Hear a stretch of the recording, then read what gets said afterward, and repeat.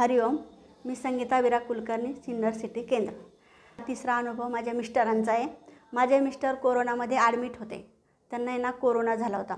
तर आहे ना बापूंचा फोटो ते बरोबर घेऊन तिथे तेव्हा काही असं कोणाला भेटायची परमिशन नव्हती, कारण तिथे कसं लांबूनच हे करायचं, त्याच्यामुळे मी काही गेली नाही. ते एकटेच तिथे ॲडमिट झाले. 4-5 दिवस ते ॲडमिट होते. फोटो त्यांच्यासोबत होता. ते फोटो वगैरे उदी वगैरे घेऊन गेले होते. तर 4 दिवस त्यांना ऑक्सिजन नव्हतं.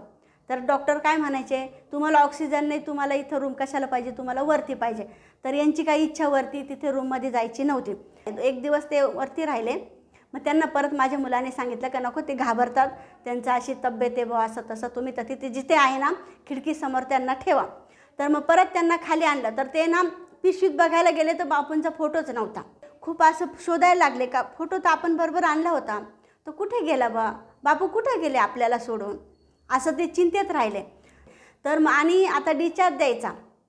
बापूंचा फोटो 2-3 दिवस तिथे त्यांना मिळालाच नाही. त्यांनी खूप वरून शिफ्ट झाले खाली, तर त्यांना तो म्हणजे सापडलाच नाही. मग आणि डिस्चार्ज द्यायचा. आता डॉक्टर म्हणे तुमची तब्येत व्यवस्थित आहे, तुम्ही डिस्चार्ज द्या. तेव्हा त्यांनी पिशवी सगळ्या गोळ्या वगैरे सगळ्या घेतल्या. तर तेव्हा त्याच्यामध्ये बापूंचा फोटो होता. म्हणजे याचं कारण असं आहे की बापू जिथे ते गेले तिथे त्यांच्यासोबत होते. म्हणजे जिथं तुम्ही जाल तिथं मी तुमच्याबरोबर आहे, तुम्ही काळजी करू नका, तुम्ही सुखरूप तुमच्या घरी जाल. आणि जेव्हा जिथं द्यायचं तेव्हा तो पिशवीत फोटो होता. म्हणजे याचं कारण काही म्हणजे हे झालं नाही, पण मी असा अंदाज लावते की त्यांच्या परीने सगळे त्यांनी प्रयत्न केले आणि शेवट डिस्चार्ज द्यायचा तेव्हा ते तुमच्याबरोबर परत तुमच्या घरी आले आणि तुम्हाला सुखरूप घरी आणलं. हरिओम श्रीराम अंबात.